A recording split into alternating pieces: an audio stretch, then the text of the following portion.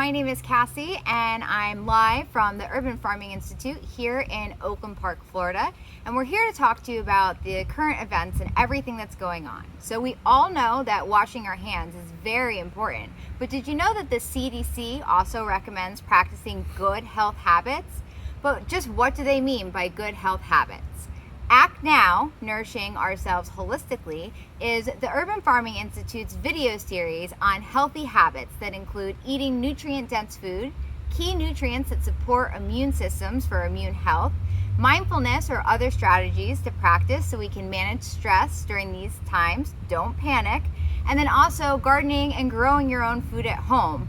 These are just a few healthy habits that we'll discuss in this video series and show you how you can implement these habits in your home no matter where you are and no matter what's going on. Be sure to like us on Facebook or follow our YouTube page at the Urban Farming Institute so you can get all the up-to-date series videos as well as notifications for our Act Now video series. Remember, eat lots of great food, wash your hands, and stay safe.